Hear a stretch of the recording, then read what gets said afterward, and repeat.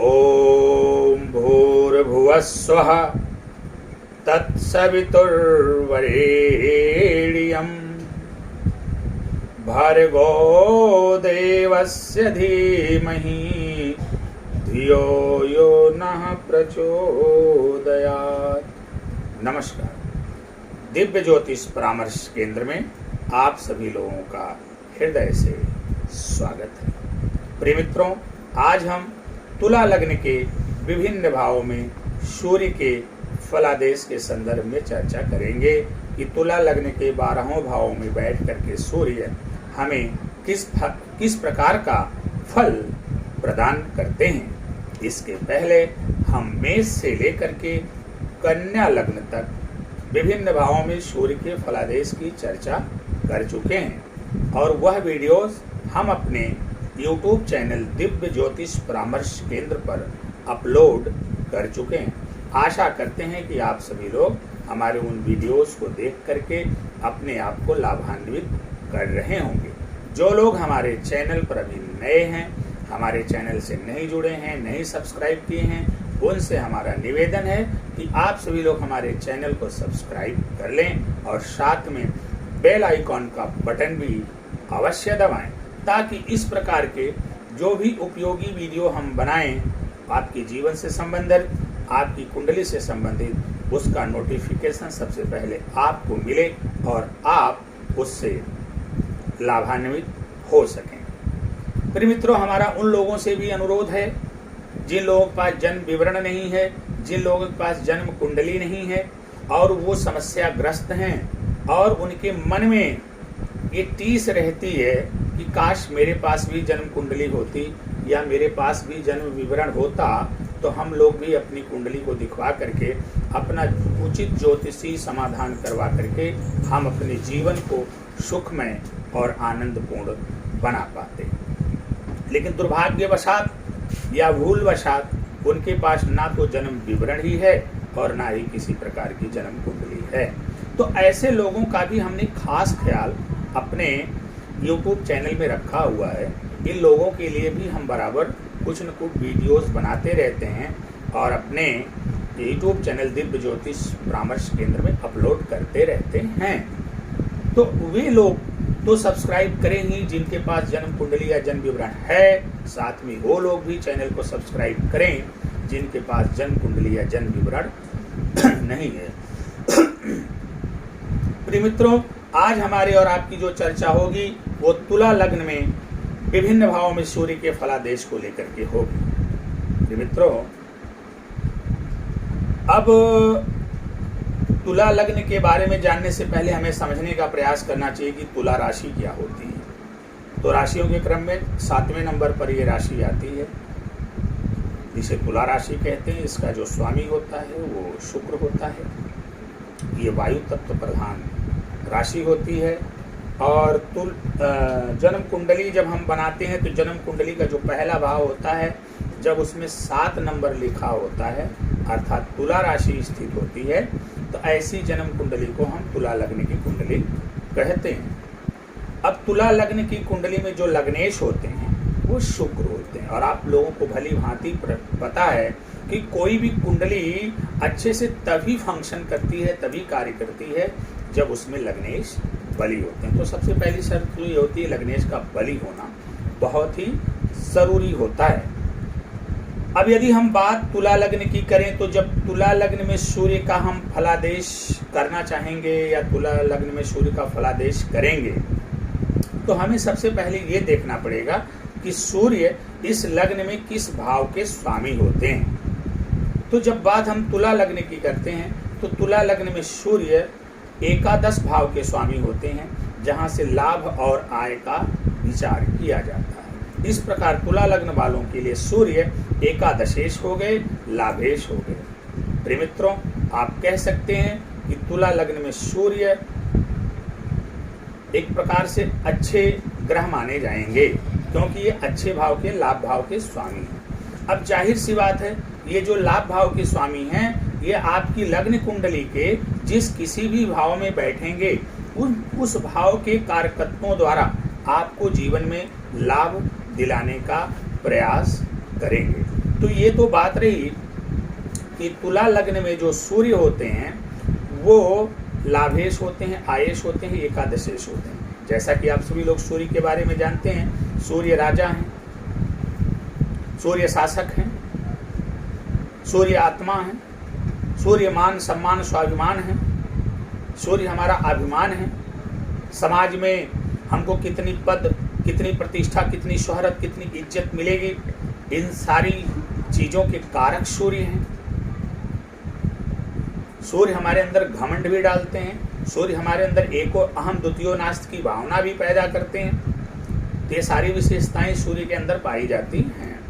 आइए अपनी चर्चा को प्रारंभ करते हैं कि जब सूर्य तुला लग्न के प्रथम भाव अर्थात लग्न में ही विराजमान होंगे तो ये सूर्य हमको किस प्रकार का फल प्रदान करेंगे। प्रिय मित्रों, जब तुला लग्न के लग्न भाव में सूर्य विराजमान होंगे तो जैसा कि आप जानते हैं कि तुला लग्न के लग्न भाव में तुला राशि होती है और तुला राशि में जाकर के सूर्य जो है वो नीच के हो जाते हैं। अब जाहिर सी बात है, कोई ग्रह नीच का होगा तो निश्चित रूप से उसके फलों में कमी आएगी,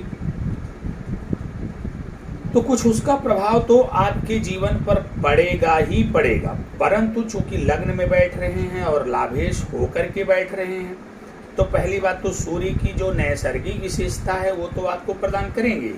सूर्य ऊर्जा है, सूर्य तेज है, तो आपके शरीर को ऊर्जावान, वो आपके व्यक्तित्व को ऊर्जावान बनाएंगे, तेजस्वी बनाएंगे, ओजस्वी बनाएंगे, आपको आकर्षक व्यक्तित्व का धनी बनाएंगे, आपको लंबा बनाएंगे, आपको हिष्ट पुष्ट शरीर देंगे। लेकिन चूंकि लग्न में बैठ करके सूर्य नीच का हो रहे हैं, इसलिए हो सकता है कि आपको मानसिक टेंशन भी दें, आपके सर पे बालों की संख्या भी कम हो सकती है, बाल आपके झड़ सकते हैं, आपको मानसिक तनाव भी दे सकते हैं। इस प्रकार की असंगतियां विसंगतियां सूर्य जो है लग्न में बैठ करके आपको प्रदान करेंगे। लेकिन चूंकि लाभेश आपके लग्न में बैठ रहे हैं इसलिए आप अपने व्यक्तित्व का प्रयोग करके जीवन में लाभ अर्जित करेंगे। हो सकता है आपके व्यक्तित्व से प्रभावित होकर के लोग आपके साथ धंधा, बिजनेस, व्यापार करें, पार्टनरशिप इत्यादि करें, जिसकी वजह से आप जीवन में आशातीत सफलता प्राप्त करें। यहाँ पर बैठे हुए सूर्य की जो सप्तम दृष्टि है वो आपके दाम्पत्य भाव सप्तम भाव पर पड़ रही है। चूंकि वहां पर इनकी मंगल की मेष राशि है, मेष राशि में सूर्य उच्च के हो जाते हैं तो इनकी उच्च दृष्टि वहां पर पड़ रही है। तो उच्च दृष्टि पड़ने के कारण यह आपके जीवन साथी को मेधावी बनाएंगे, तेजस्वी बनाएंगे। हो सकता है आपका जीवन साथी जो है किसी पद और प्रतिष्ठा पर हो, अच्छे पद पर हो आपका जीवन साथी। ये सारी चीजें, और जीवन साथी सुंदर भी होगा, आकर्षक भी होगा, उसका भी व्यक्तित्व बहुत ही शानदार होगा। परंतु जहां तक दाम्पत्य भाव का सवाल होता है, दाम्पत्य भाव पर किसी भी पाप या क्रूर ग्रह की ना ही दृष्टि अच्छी होती है और ना ही वहां पर इनकी स्थिति ही अच्छी होती है। कि दाम्पत्य भाव में, सप्तम भाव में अगर कोई क्रूर ग्रह, पाप ग्रह बैठ जाएगा तो निश्चित रूप से वो आपको बुरा फल देगा, दाम्पत्य जीवन को खराब करेगा। वैसे कहा भी जाता है कि दाम्पत्य भाव में कोई भी ग्रह ना बैठे तो अच्छा होता है, क्योंकि यह एक प्रकार से मारक स्थान होता है। तो अब इस स्थान में अगर कोई ग्रह नहीं बैठे तो बढ़िया रहता है, पत्नी का घर होता है। और यहाँ पर अगर कोई भी ग्रह, चाहे वो शुभ ग्रह हो चाहे वो अशुभ ग्रह हो, वो ना ही बैठे तो अच्छा होता है। लेकिन अगर शुभ ग्रह बैठेंगे तो कुछ हद तक ठीक है, लेकिन अगर अशुभ ग्रह, पापपूर्ण ग्रह या क्रूर ग्रह अगर वहां पर बैठेंगे तो दाम्पत्य जीवन को डिस्टर्ब करेंगे। तो सूर्य की चूंकि दृष्टि सप्तम भाव पर, दाम्पत्य भाव पर पड़ेगी, पत्नी को तेजस्वी ओजस्वी बनाएंगे, मेधावी बनाएंगे, पत्नी तेज तर्रार होगी और पत्नी किसी पद पर भी आसीन हो सकती है। परंतु आपके और पत्नी के बीच कुछ असामंजस्य भी देखने को मिल सकता है, अनबन देखने को मिल सकता है, कुछ टकराव भी आपके और आपकी पत्नी के बीच देखने को मिल सकता है।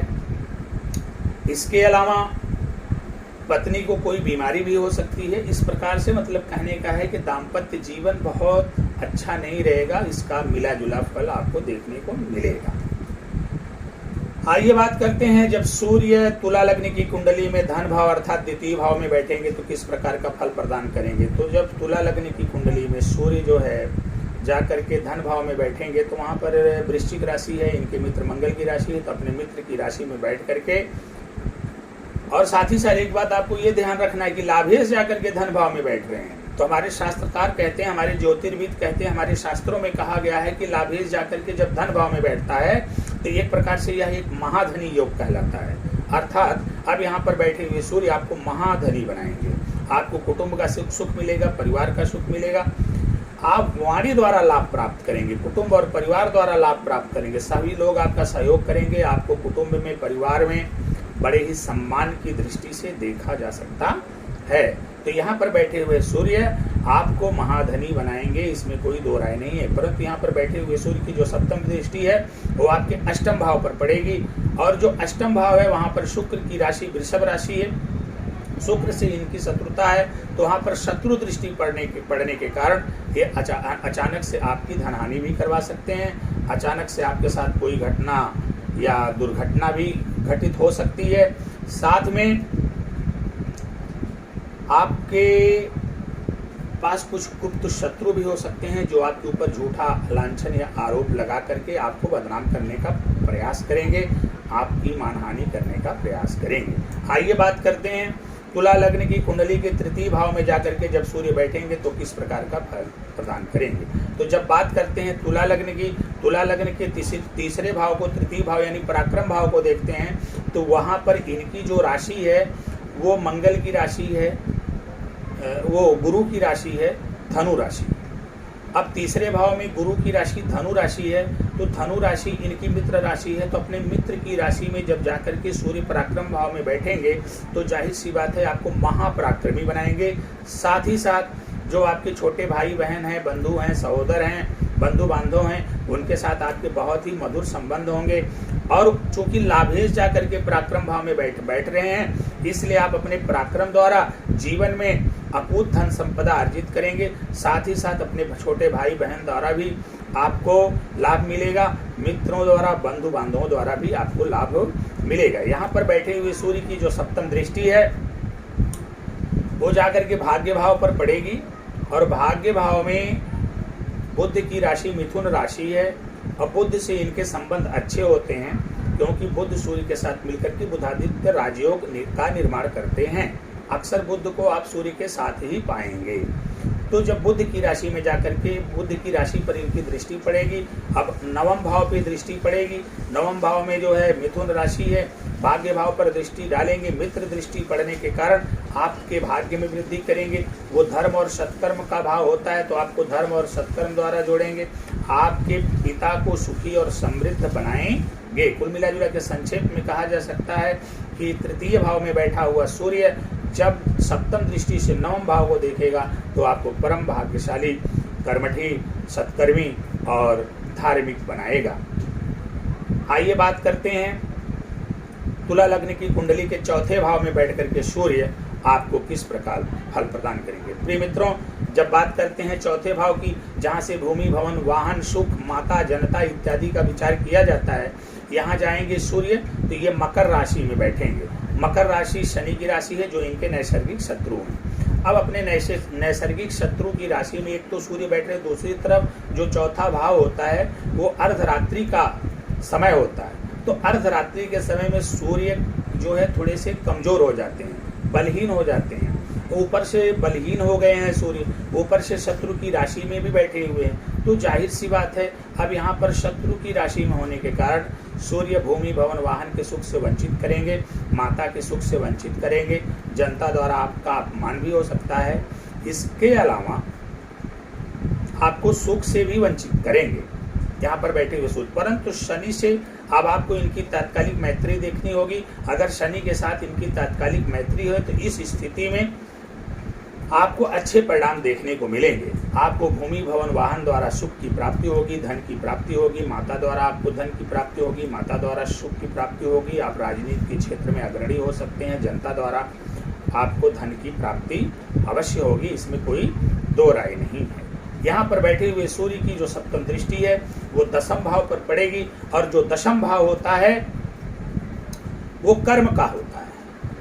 अब यहाँ पर बैठे हुए सूर्य की सप्तम दृष्टि जब कर्म भाव पर पड़ेगी तो कर्म भाव में जो चंद्रमा की राशि है कर्क राशि, अब यहाँ पर बैठे हुए सूर्य की दृष्टि कर्क राशि पड़ेगी, यानी दशम भाव पर मित्र दृष्टि इनकी पड़ेगी। तो जब दसम भाव पर इनकी मित्र दृष्टि पड़ेगी तो जाहिर सी बात है नौकरी में आपको उन्नति दिलवाएंगे, नौकरी दिलवाएंगे, बिजनेस व्यापार बहुत उच्च कोटि का करवाएंगे, आपका प्रमोशन करवाएंगे, बड़े अधिकारियों के साथ आपको सम्मान दिलवाएंगे, उनका जो है सहयोग आपको प्राप्त होगा, आप बिजनेस और व्यापार के मामले में बहुत आगे जाएंगे। इसके अलावा पिता से भी आपको जबरदस्त लाभ होता हुआ यहाँ पर दिखाई दे रहा है। आइए बात करते हैं कि तुला लग्न की कुंडली में सूर्य जब पंचम भाव में विराजमान होंगे तो किस प्रकार का फल प्रदान करेंगे। प्रिय मित्रों, जब तुला लग्न की कुंडली में सूर्य पंचम भाव में जाएंगे तो आप देखेंगे कि पंचम भाव में कुंभ राशि है। कुंभ राशि जो है शनि की राशि होती है, सूर्य से शनि की नैसर्गिक शत्रुता है। ऐसी स्थिति में पंचम भाव में अपने शत्रु की राशि में स्थित हो करके यह आपको संतान सुख से वंचित कर सकते हैं, आपकी बुद्धि को भ्रमित कर सकते हैं, आपके ज्ञान को कमजोर करने का प्रयास कर सकते हैं। परंतु यहाँ पर सूर्य अगर बैठे हैं और शनि से इनकी तात्कालिक मैत्री है तो आपको संतान का भी सुख मिलेगा, ज्ञान भी आपको प्राप्त होगा और आप अपने बुद्धि विवेक ज्ञान के द्वारा अपने संतान के द्वारा जीवन में लाभ प्राप्त करेंगे। तो यहाँ पर बैठे हुए सूर्य की जो सप्तम दृष्टि है वो लाभ स्थान पर पड़ेगी। लाभ स्थान में इनकी खुद की राशि है, तो जब अपने ही घर को, अपनी ही राशि को सूर्य पंचम भाव से बैठ करके लाभ भाव को देखेंगे तो जाहिर सी बात है आपको जीवन में अनेकों प्रकार के स्रोतों से जबरदस्त लाभ होता हुआ दिखाई देगा। आप सोने चांदी आभूषण इत्यादि के माध्यम से लाभ प्राप्त कर सकते हैं, आप शोरूम इत्यादि के माध्यम से लाभ प्राप्त कर सकते हैं। इसके अलावा आप सरकार द्वारा भी लाभ प्राप्त करेंगे, इसमें कोई दो राय नहीं है। आइए बात करते हैं कि तुला लग्न की कुंडली के जब छठवें भाव में सूर्य होंगे तो किस प्रकार का फल प्रदान करेंगे। प्रिय मित्रों, तुला लग्न की कुंडली में जब सूर्य छठवें भाव में जाएंगे तो छठवें भाव में देवगुरु बृहस्पति की मीन राशि होगी। देवगुरु बृहस्पति से इनकी मित्रता है, अर्थात ये अपने मित्र राशि में बैठेंगे। तो जब सूर्य छठवें भाव में जाकर के अपने मित्र राशि में बैठेंगे तो जाहिर सी बात है अगर इनका बलाबल ठीक है तो आपको अच्छा परिणाम देंगे। आपके जीवन में जो भी रोग रिप ऋण शत्रु इत्यादि आएंगे उनसे आपको छुटकारा दिलवाने का काम करेंगे, इसमें कोई दो राय नहीं। रोग रिप ऋण इत्यादि आएंगे यहाँ पर अगर सूर्य बैठे हैं, आपको प्रतियोगिता के क्षेत्र में संघर्ष करवाएंगे, लेकिन ये तय मानकर चलिए चूंकि अपनी ये मित्र राशि में है, थोड़ा सा संघर्ष के बाद आपको रोग से, रेपु से, ऋण से और शत्रुता से मुक्ति मिलेगी। इसके साथ ही साथ आपको जबरदस्त लाभ भी मिलेगा। आप अपने चूंकि लाभ भाव के स्वामी आकर के छठवें घर में बैठ रहे हैं तो आप देखेंगे आप अपने दुश्मनों से भी लाभ कमाने की क्षमता रखेंगे, आप अपने शत्रुओं से भी व्यापार कर लेंगे, उनसे भी लाभ आप प्राप्त कर लेंगे। आप ऋण लेकर के कोई अच्छा बिजनेस कर सकते हैं, इसमें कोई दो राय नहीं। आपको जबरदस्त लाभ दिलवाएंगे जब लाभेश आकर के छठवें भाव में बैठेंगे। यहाँ पर बैठे हुए सूर्य की दृष्टि सातवीं दृष्टि आपके व्यय भाव पर पड़ेगी, जहाँ पर बुध की राशि कन्या राशि है तो मित्र दृष्टि पड़ने के कारण व्यय तो करवाएंगे लेकिन अच्छे कामों में व्यय करवाएंगे।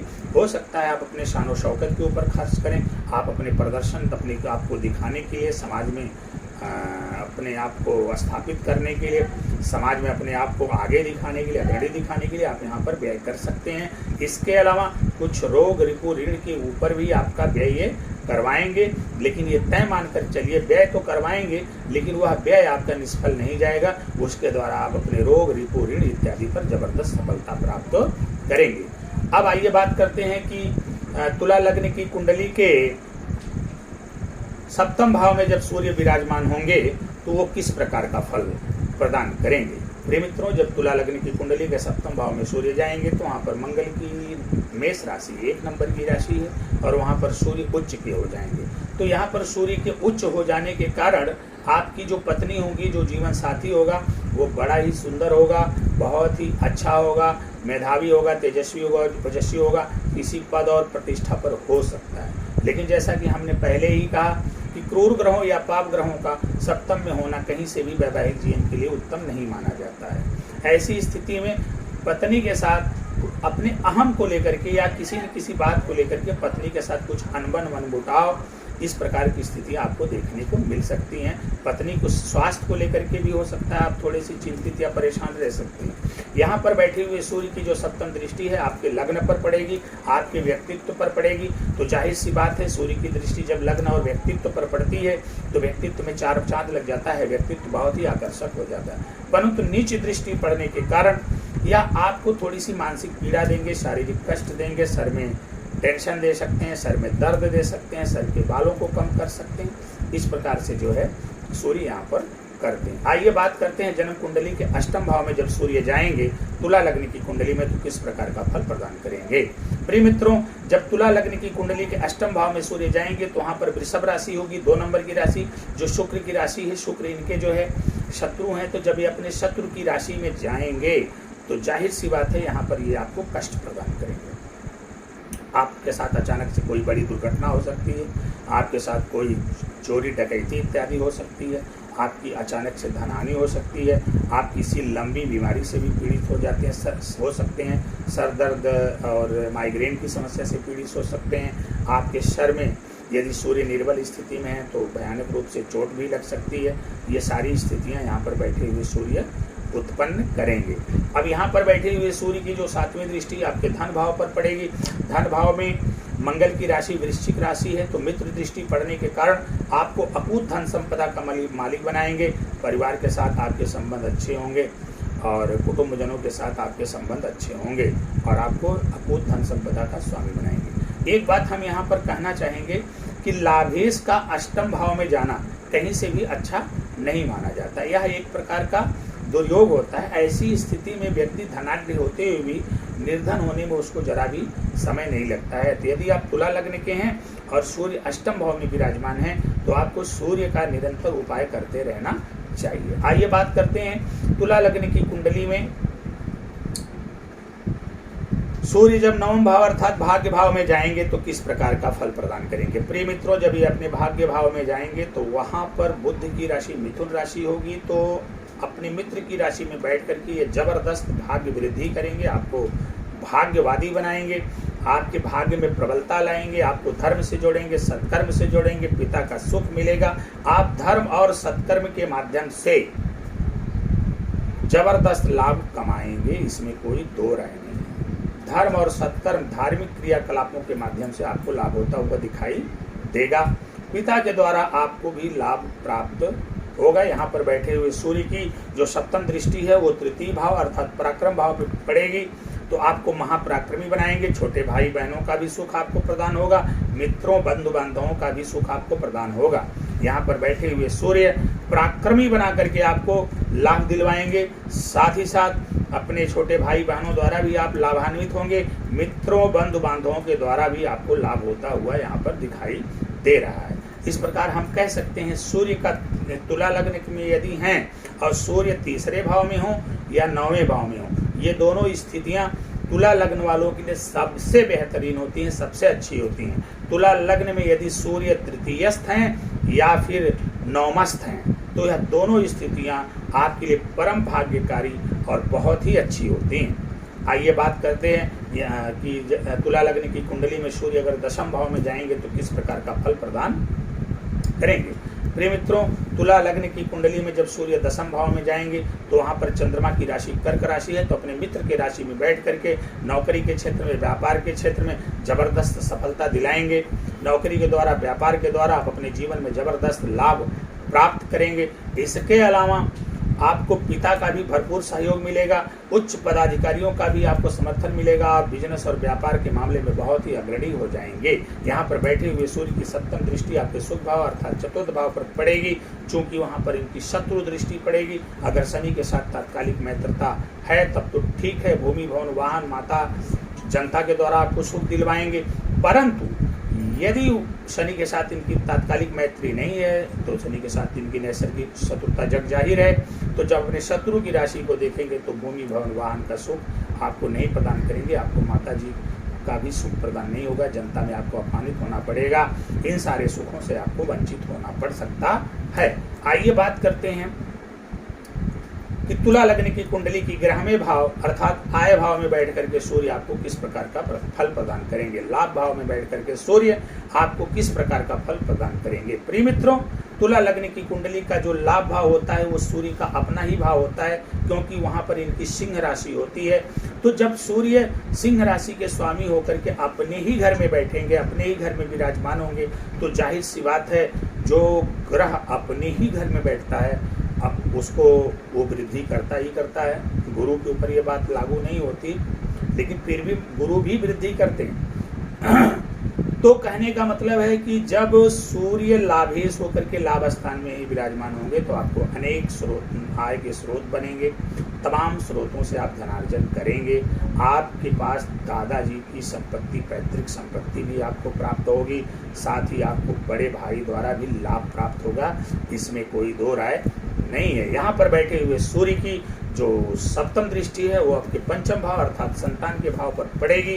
चूंकि वहां पर शत्रु दृष्टि पड़ेगी, तो शत्रु दृष्टि पड़ने के कारण ये आपको संतान सुख से वंचित कर सकते हैं, आपके ज्ञान में कमी ला सकते हैं, आपकी बुद्धि को भ्रमित कर सकते हैं। परंतु यदि शनि के साथ तात्कालिक मैत्री हो तो फिर ये आपको संतान का सुख भी प्रदान करेंगे और साथ ही साथ ये आपको ज्ञान का भी सुख प्रदान करेंगे। आप संतान के द्वारा, ज्ञान के द्वारा जीवन में जबरदस्त लाभ अर्जित करेंगे। आइए बात करते हैं जन्म कुंडली के 12वें अर्थात व्यय भाव में बैठ करके सूर्य आपको किस प्रकार का फल प्रदान करेंगे। प्रिय मित्रों, यदि सूर्य जाकर के 12वें लाभेश जाकर के 12वें भाव में बैठेगा तो एक तो सूत्र यहाँ पर ये लागू हो गया कि अब आपको बाहर से लाभ प्राप्त होगा। पहली बार आपको बाहर जाना पड़ेगा, लाभ प्राप्त करने के लिए आपको बाहर विदेश जाना पड़ सकता है, विदेश द्वारा आपको लाभ की प्राप्ति होगी। तो लाभेश जा करके जब द्वादशेश होगा यानी 12वें भाव में बैठेगा तो आपको विदेशों द्वारा लाभ होगा, बाहरी व्यक्तियों द्वारा आपको लाभ प्राप्त होगा। वहां पर इनके मित्र बुध की कन्या राशि है, तो अपने मित्र की राशि में बैठ करके ये आपका अनावश्यक फालतू व्यय तो नहीं कराएंगे, लेकिन शान और शौकत, दिखावे, खूबसूरती में आप व्यय अवश्य करेंगे। कोर्ट केस कचहरी के मामले में भी आपका व्यय करवाएंगे, लेकिन अंततोगत्वा ये व्यय आपका निष्फल नहीं जाएगा, आपको जबरदस्त सफलता दिलाएंगे। यहाँ पर बैठे हुए सूर्य की जो सप्तम दृष्टि है वो आपके रोग रिपु ऋण पर पड़ेगी, जिसकी वजह से आप यहाँ पर मित्र दृष्टि पड़ने के कारण ये आपको शत्रु हंता बनाएंगे। आपके शत्रुओं का नाश होगा, रोग का भी नाश होगा और आप ऋण से भी मुक्त होंगे, इसमें कोई दो राय नहीं।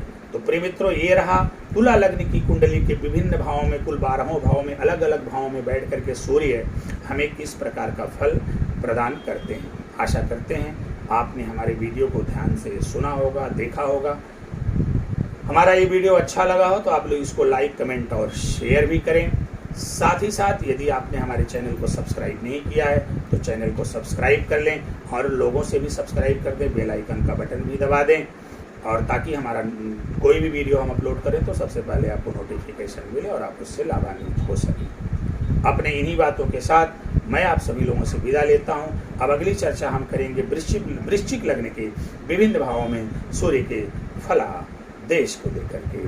प्रिय मित्रों, तब तक के लिए हम आपसे विदा चाहते हैं। भगवान भोलेनाथ की आपके ऊपर कृपा बनी रहे। नमस्कार।